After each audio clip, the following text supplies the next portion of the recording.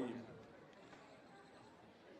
इस सभा में मौजूद मेरे सभी सम्मानित बहनों एवं भाइयों, शायद इस स्थान पर पहली बार मैं इस सभा को संबोधित कर रहा हूं, पहली बार आया हूं, फिर भी इतनी बड़ी संख्या में आप सब लोग यहां पर मौजूद हैं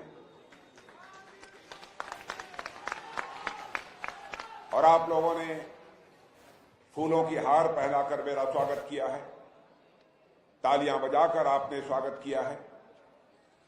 लेकिन आप जानते हैं भारत की परंपरा है और शिष्टाचार का तकाजा भी है, स्वागत अभिनंदन और सलाम दुआ कभी एक तरफा नहीं होने चाहिए। इसलिए मैं भी अपनी तरफ से शीश झुकाकर आप सभी बहनों भाइयों का हार्दिक अभिनंदन करता हूं, आप सभी का स्वागत करता हूं। मेरे बहनों भाइयों, यदि मैं आज आपके बीच आया हूं तो भारत सिंह कुशवाहा के लिए वोट मांगने आया हूं। भारत सिंह कुशवाहा को आपने विधायक के रूप में, मंत्री के रूप में काम करते हुए देखा है। हो सकता है कोई यह कहे कि भारत सिंह कुशवाहा ने यह काम किया, यह नहीं किया, यह कर दिया होता तो और ज्यादा अच्छा होता। हो सकता है, लेकिन इतनी बात मैं दावे के साथ कह सकता हूं, भारत सिंह कुशवाहा के बारे में कोई मां का लाल यह नहीं कह सकता कि हमारे भारत सिंह कुशवाहा के दामन पर कोई भ्रष्टाचार की दाग लगी हुई हो, यह कोई नहीं कह सकता।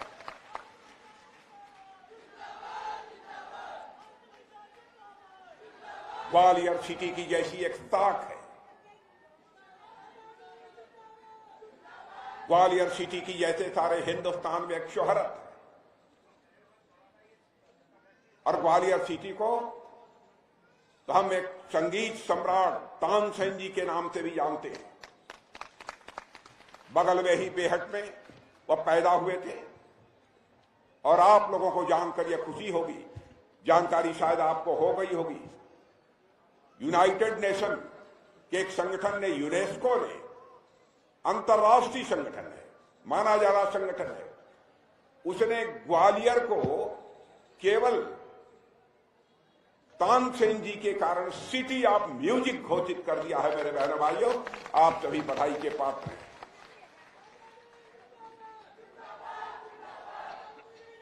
मध्य प्रदेश में आप लोगों ने पिछले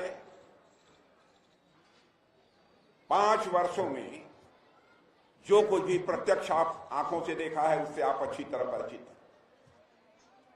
पिछले 5 वर्षों में 1.5 वर्ष तक यहां पर कांग्रेस की सरकार रही है और लगभग 3.5 वर्षों से शिवराज सिंह जी चौहान के नेतृत्व में सरकार काम कर रही है।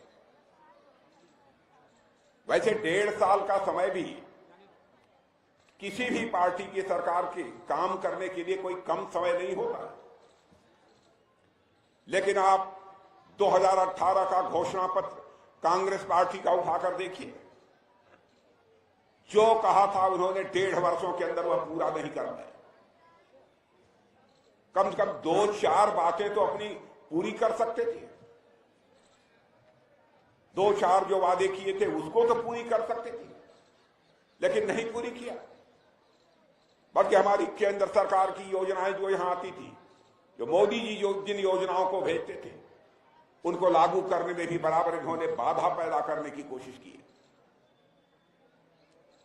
आपको मैं याद दिलाना चाहता हूं, यहां के लिए 8 लाख आवास बनाने की स्वीकृति हमारी भारत सरकार ने दी थी और इन्होंने 2 लाख आवास जो है वापस कर दिए। वैसे कांग्रेस की सरकारों के बारे में मैं बताना चाहता हूं मेरे बहनों भाइयों, चाहे हिमाचल में कांग्रेस की सरकार है, जाकर देख लीजिए, कर्नाटक में कांग्रेस की सरकार है, जाकर देख लीजिए, राजस्थान में कांग्रेस की सरकार है। जहां जहां इनकी सरकारें हैं, उन राज्य सरकारियों के सरकारी कर्मचारी, उन राज्य के सरकारी कर्मचारियों को वेतन मिलना भी समय से मुश्किल हो जाता है। ऐसे हालात उन राज्यों में पैदा हुए। लेकिन जहां जहां पर हमारी भारतीय जनता पार्टी की सरकार है, मेरे भाइयों, कोई यह शिकायत नहीं कर सकता है। फिर मैं विश्वास के साथ कह सकता हूं, हिंदुस्तान में सरकार चलाने की कला यदि किसी के पास है तो भारतीय जनता पार्टी के पास है। इनका जहां तक सवाल है कांग्रेस पार्टी का और भारतीय जनता पार्टी का, इन दोनों से अच्छी तरह आप परिचित हैं, नेताओं से भी परिचित हैं। हम लोग जनता को जनार्दन मानते हैं और कांग्रेस के लोग अपने परिवार को जनार्दन मानते हैं। सबसे बड़ा अंतर यही है।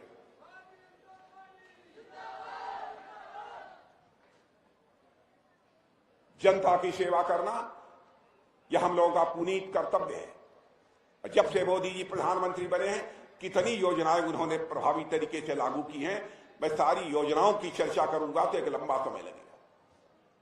सब तो सब हमारे शिवराज सिंह चौहान ने भी, कल्पना कोई नहीं कर सकता। और भाइयों बहनों, मैं कहना चाहता हूं, जो योजनाएं शिवराज सिंह जी चौहान ने मध्य प्रदेश में लागू की हैं, मैं दावे के साथ कह सकता हूं, हिंदुस्तान के किसी राज्य में इतनी योजनाएं किसी मुख्यमंत्री ने लागू नहीं की।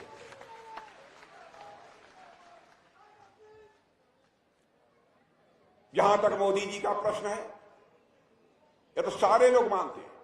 मोदी जी ने जो कुछ भी किया है बहनों भाइयों, मैं समझता हूं उसे करिश्माई काम कहा जाए तो यह भी कहना अतिशयोक्तिपूर्ण नहीं होगा। मुझे याद है जब पहले सरकार बनी थी और भारत सरकार में मैं गृह मंत्री था, मोदी जी ने एक बैठक बुलाई थी, मैं भी उस बैठक में मौजूद था, सारे अधिकारी बैठे थे। उन्होंने कहा अधिकारियों से कि भाई देखो, सबके बैंकों में खाते खुल जाने चाहिए, हर परिवार के, कोई भी परिवार शेष नहीं बचना चाहिए जिसका बैंक में खाता नहीं खुल जाए। बहनों भाइयों, हमारी समझ में नहीं आया कि मोदी जी कर क्या रहे हैं। तो मैंने मोदी जी से पूछा कि मोदी जी ये खाते खुलकर क्या होगा? कहे राजनाथ जी करिश्मा होगा। अब मैं आपको याद दिलाता हूं, राजीव गांधी जी ने एक बार कहा था, हम क्या करें, प्रधानमंत्री थे, हम 100 पैसा दिल्ली से भेजते हैं, लेकिन नीचे पहुंचते पहुंचते बामुश्किल लोगों की जेबों में 14 पैसा पहुंचता है। इस देश के प्रधानमंत्री ने कहा था उस समय,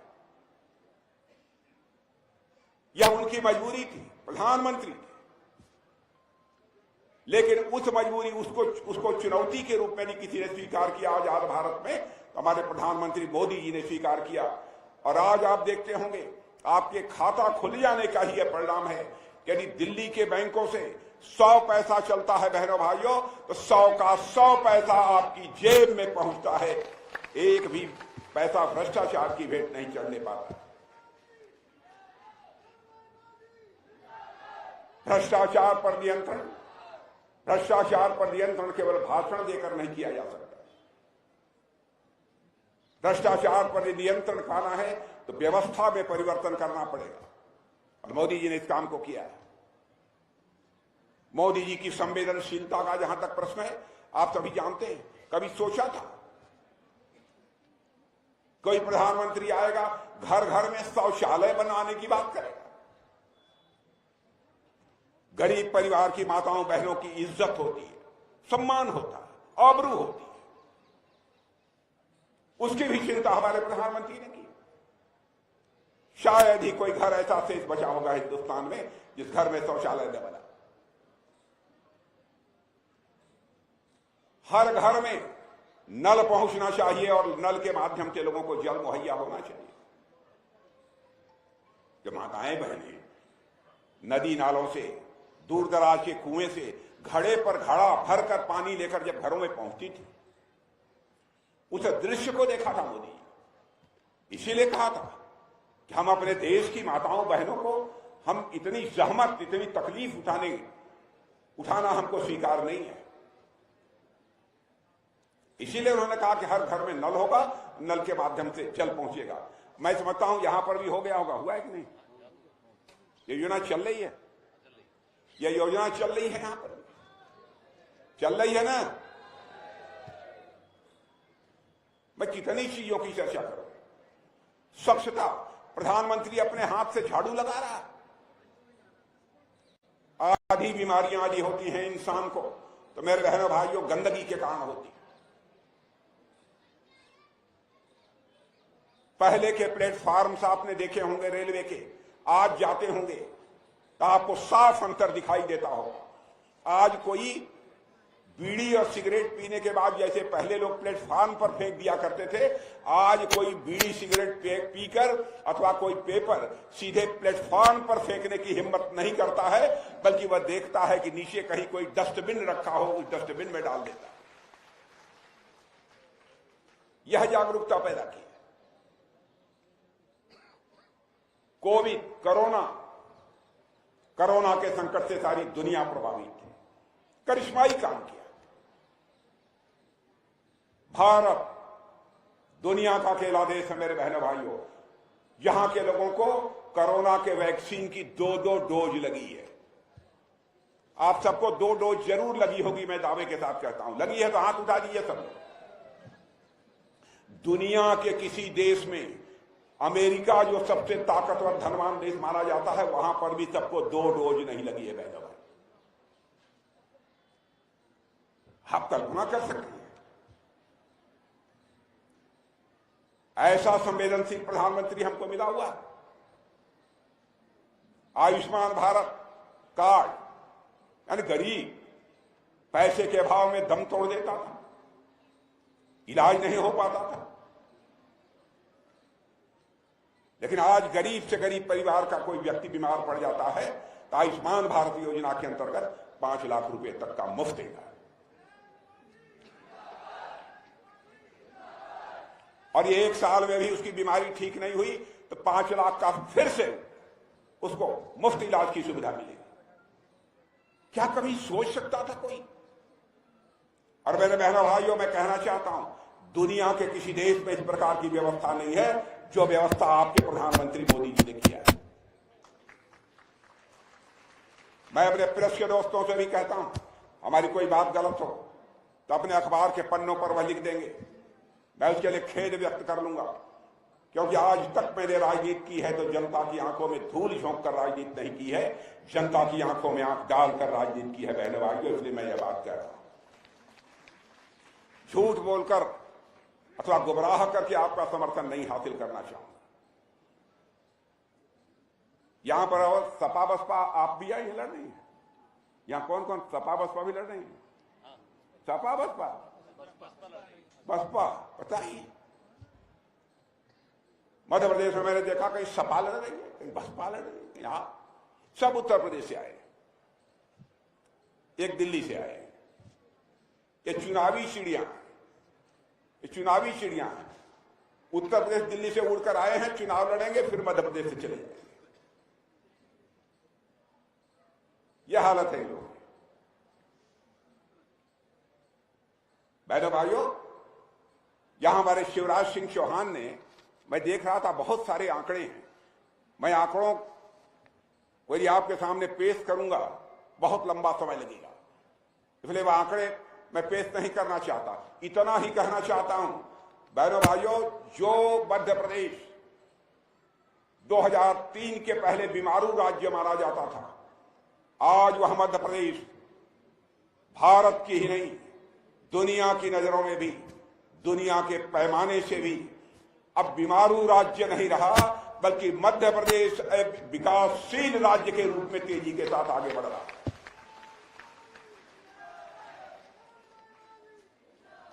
लंबी छलांग लगाने को तैयार है। मध्य प्रदेश की सरकार ने करिश्माई काम किया। अभी इन्वेस्टर समिट हुई थी इंदौर में। आपको जानकर आश्चर्य होगा कि 15,24,000 करोड़ रुपए का उन्होंने समझौता किया कि लोग आएंगे बाहर से, देश से, विदेश से, यहां पर अपनी पूंजी लगाएंगे और 4 इन्वेस्टमेंट कॉरिडोर स्थापित किए जाएंगे, उद्योगों का जाल बिछेगा। काम करिश्माई किया है मेरे बहनों भाइयों। 52-54 साल तक कांग्रेस ने हुकूमत की, बराबर यह मध्य प्रदेश बीमार राज्य के रूप में सारे देश में जाना जाता था, लेकिन 16-17 वर्षों में ही आपके शिवराज सिंह चौहान ने जिस तरीके से सरकार चलाई है, बीमारू राज्य की कैटेगरी से मध्य प्रदेश बाहर हो गया है, अब तेजी से आगे बढ़ रहा है।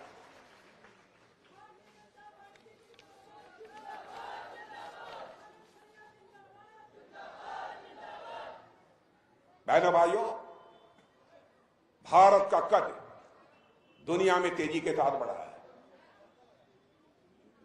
पहले भारत को मानते थे लोग, भारत गरीब देश है, भारत कमजोर देश है।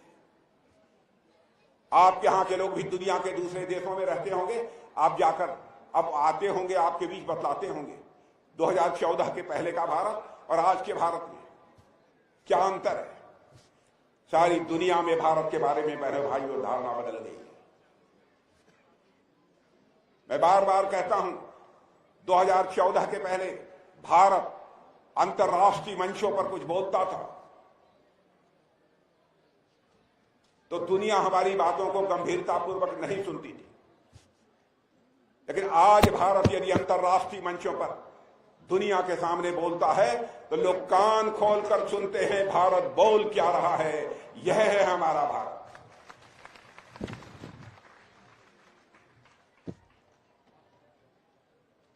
और बहनों भाइयों, इसीलिए मैं आप सबसे अपील करने आया हूं कि आपका समर्थन, आपका आशीर्वाद प्राप्त होना चाहिए भारतीय जनता पार्टी को। भ्रष्टाचार, मोदी जी जब से सरकार चला रहे हैं एक भी भ्रष्टाचार का आरोप नहीं लगने पाए, और कांग्रेस से सरकार चलाई हुई है, अधिकांश सरकारों के ऊपर भ्रष्टाचार के गंभीर आरोप लगे हैं। यहां तक कि कांग्रेस के मंत्रियों को जेल की हवा खानी पड़ी। भ्रष्टाचार को हमारी पार्टी किसी भी सूरत में स्वीकार नहीं करेगी। अकेले ये लोग भारतीय जनता पार्टी का बिगाड़ नहीं पा रहे हैं, पराजित नहीं कर पा रहे। भारतीय जनता पार्टी बढ़ती जा रही है, मोदी जी और ताकतवर होते चले जा रहे हैं। तो इन लोगों ने एक गठबंधन कर लिया है, सारे लोग मिलजुल कर इन्होंने इंडी अलायंस बना लिया। कहते इंडी अलायंस, यह जो है इंडिया, बताइए इस इंडिया, और आप देख रहे हैं अलायंस बना लिया, गठबंधन बना लिया, और सब अलग अलग एक दूसरे के खिलाफ चुनाव लड़ रहे हैं। और जो यह गठबंधन किया है केवल मोदी विरोध के नाम पर। जो भी हमारे मोदी जी के विरोधी हैं वह सब एक मंच पर आने की कोशिश कर रहे हैं, लेकिन फिर भी एक मंच पर नहीं आ पा रहे। अब भाई इनकी बराबर फुदकने की आदत है तो एक साथ रह ही नहीं सकते। सब मिलकर मीटिंग कर चुके, फोटो खिंचा चुके, घोषणा कर चुके कि इंडिया गठबंधन बन गया, लेकिन मिलकर चुनाव नहीं लड़ पा रहे।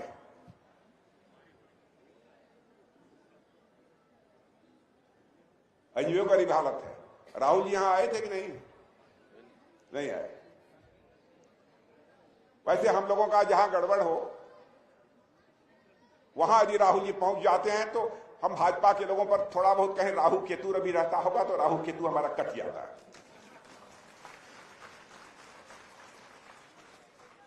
और यहां ना आए हो तो मैं कहूंगा भारत सिंह जी को कोशिश करो कि आके कांग्रेस का प्रचार कर जाए।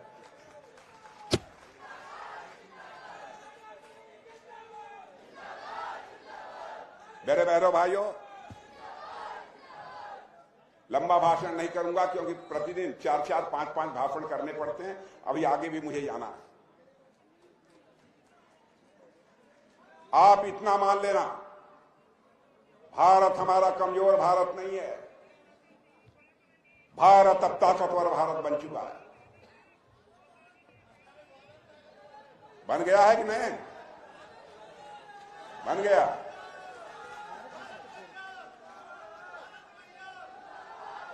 भारत अब ताकतवर भारत बन गया है।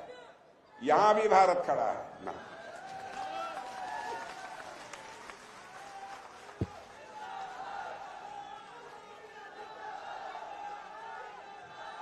आप लोगों ने देखा होगा, आप लोगों ने देखा होगा, पहले आतंकवादी बड़ी संख्या में आते थे। जो होता था भारत की धरती पर आतंकवाद की बड़ी से बड़ी वारदातें करके लौट जाते थे।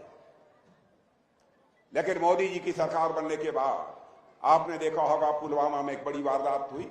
आतंकवादी आए, हमारे सुरक्षा के जवानों के ऊपर कातलाना उन्होंने हमला किया।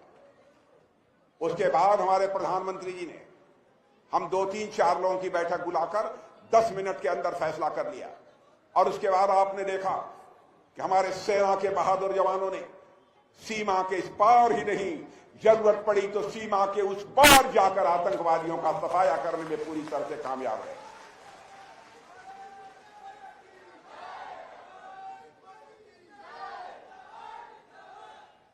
बहनों भाइयों, अब तो हम चंद्रमा पर भी जा रहे हैं।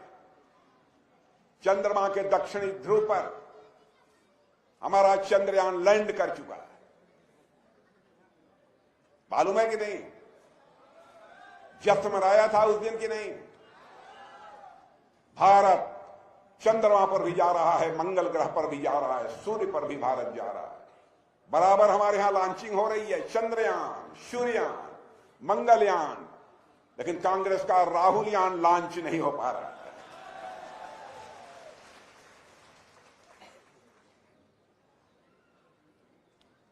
चलें? नहीं बहनों भाइयों, आप लोग जिता दीजिए इनको, तो फिर कभी आप बुलाएंगे तो आ जाऊंगा।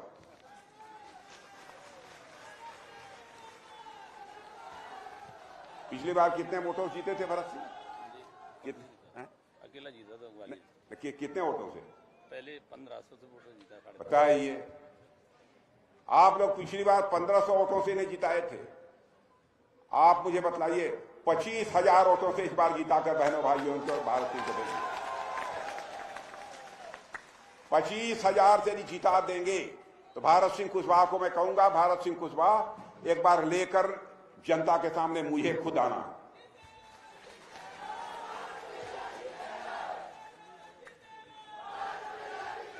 और बहनों भाइयों, भारत सिंह कुशवाहा के जीतने के बाद यदि मैं यहां पर आना चाहूंगा तो फूलों की हार पहनकर अपना स्वागत कराने के लिए नहीं आना चाहूंगा, बल्कि एक बार शीश झुकाकर आप सभी के प्रति आभार व्यक्त करने के लिए आना चाहूंगा। आप सभी को